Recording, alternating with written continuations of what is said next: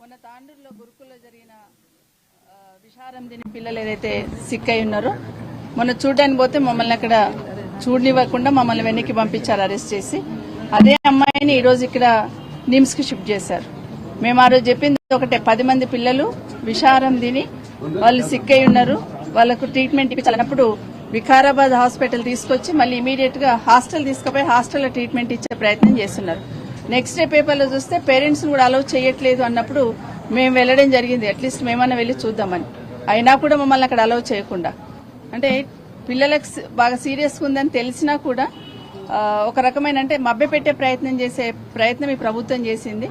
ఇప్పుడు ఆ అమ్మాయిని తీసుకొచ్చి ఇక్కడ పెట్టున్నారు. నిజంగానే అమ్మాయిని చూస్తుంటే కొంచెం బాధగా ఉంది. చాలా సీరియస్ గా కడుపు నొప్పితో బాధపడుతూ ఆ రోజు మండే నుండి మొదలు పెడితే ఇప్పటి వరకు సెలైన్ మీదనే ఉంది ఆ అమ్మాయి.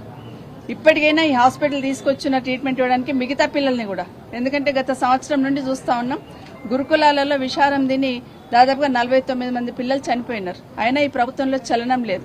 అట్లీస్ట్ గురుకులాలలో ఇట్లా జరుగుతుంది అన్నప్పుడు దాని వెనకాల ఏం చర్య తీసుకోవాలని కూడా పక్కన పెట్టేసి అక్కడ కూడా రాజకీయం వెతికే ప్రయత్నం చేస్తా ఉన్నారు. ఇప్పటికైనా ఈ ప్రభుత్వం పిల్లల జీవితాలతో చెలగాటమాడొద్దు.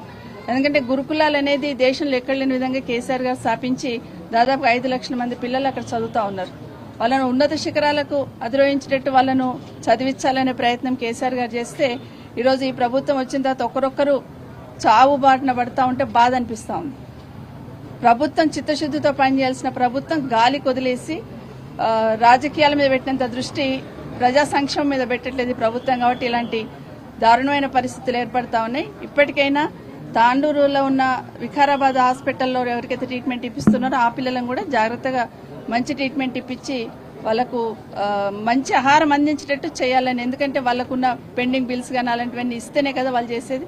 అవేవీ లేకుండా గాలికి వదిలేసి ఇప్పటికైనా ఈ ప్రభుత్వంలో చలనం వచ్చి మళ్ళీ ఇంకొక అమ్మాయి ఇక్కడికి రాకుండా ఉండాలంటే మొన్న ఈ మధ్యనే మనం చూసినాం శైలజ అనే అమ్మాయి ఇక్కడనే ఇదే హాస్పిటల్ మృత్యుబారిన పడ్డది.